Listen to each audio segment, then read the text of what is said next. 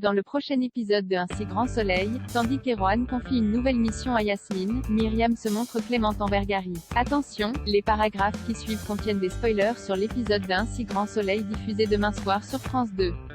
Si vous ne voulez rien savoir, ne lisez pas ce qui suit. Mardi 1er mars dans Un si grand soleil. Erwan confie une nouvelle mission à Yasmine après avoir appelé sa nièce pour lui dire combien il est heureux qu'elle soit rentrée. Guilhem démarre sa voiture pour aller travailler quand une femme cagoulée braque une arme sur sa tempe et l'oblige à sortir du véhicule. Cette dernière vole alors sa voiture puis conduit à toute vitesse sur les routes de Montpellier. Peu après, elle percute violemment une joggeuse. En voyant la victime inerte sur le sol, la voleuse prend la fuite en abandonnant la voiture. Lorsque la police arrive sur les lieux, la victime est malheureusement décédée. De leur côté, Yann et Thierry ont récupéré les images de vidéosurveillance dans lesquelles on voit la coupable s'enfuir de dos. Comme peu de femmes sont fichées pour carjacking, les enquêteurs espèrent qu'ils pourront l'identifier assez vite. Au 101, Dylan demande à Léo si Anissa est au courant qu'il est dealer. Ce dernier répond que non mais précise cependant que tout ceci est derrière lui puisqu'il travaille désormais sur des chantiers. Dylan lui conseille alors de lui dire la vérité s'il tient vraiment à elle. Si Léo promet de le faire, le fils de Gérald ajoute que s'il ne le fait pas rapidement, c'est lui qui s'en chargera.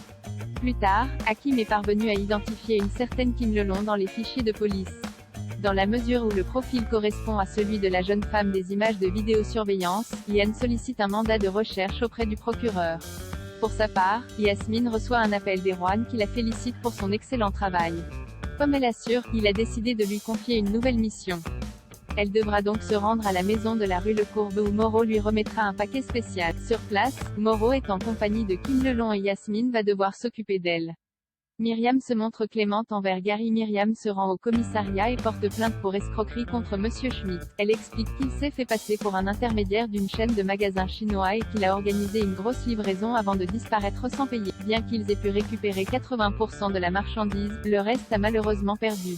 En définitive, le préjudice s'élève à 100 000 €. Tandis qu'Alex lui demande s'il avait consulté la solvabilité de leur fournisseur, Myriam répond que celui-ci a mis la pression Gary et qu'il a signé le bordereau de livraison à sa place. Voyant qu'elle hésite à porter plainte contre lui, Alex lui fait comprendre que si elle veut se faire rembourser par les assurances, elle n'a pas le choix. Pendant ce temps, Marion, la femme de Berthier, appelle Gary pour prendre de ses nouvelles. Ce dernier explique que ce n'est pas la grande forme car on lui met toute cette affaire sur le dos. Si Marion espère que Laurent le soutiendra, Gary n'en est pas certain puisqu'il est tout aussi responsable que lui. En effet, le père d'Inès est convaincu que son collègue a tout fait pour le planter. Par la suite, Myriam, qui ne peut pas fermer les yeux sur ce qu'il sait se passer, convoque Gary dans son bureau puis le sanctionne en lui mettant un avertissement. Pour Gary, elle ne lui fait pas vraiment une fleur en faisant cela, surtout qu'il estime cette sanction injuste. Même s'il reconnaît avoir signé le bon, le directeur commercial rejette la faute sur elle et Laurent.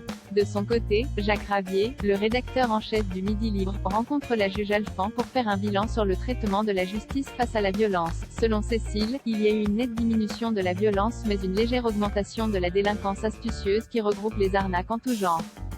Lorsqu'elle fait référence à l'affaire d'une entreprise qui vient de se faire arnaquer, Jacques tente de connaître le nom de la PME en question mais Cécile refuse d'en dire plus. En parallèle, Myriam reçoit la visite d'Elisabeth. Tandis que Myriam reconnaît avoir manqué de vigilance, Elisabeth pense surtout qu'elle est très mal entourée. Jugeant la sanction de Gary insuffisante, Elisabeth souhaiterait plutôt le licencier sur le champ et porter plainte pour obtenir l'indemnisation de l'assurance. Seulement, la jeune femme estime que son collègue n'est pas entièrement responsable de cette erreur et aimerait lui éviter de gros problèmes. Pour la femme d'affaires, elle est beaucoup trop gentille et elle lui rappelle que diriger une entreprise avec des bons sentiments est le meilleur moyen de la faire couler. Non loin de là, Lucille apprend à son rédacteur en chef que c'est Elle Cosmétique qui a récemment été escroquée. Étant donné qu'elle connaît des personnes qui y travaillent, Jacques l'enjoint à creuser pour écrire un article.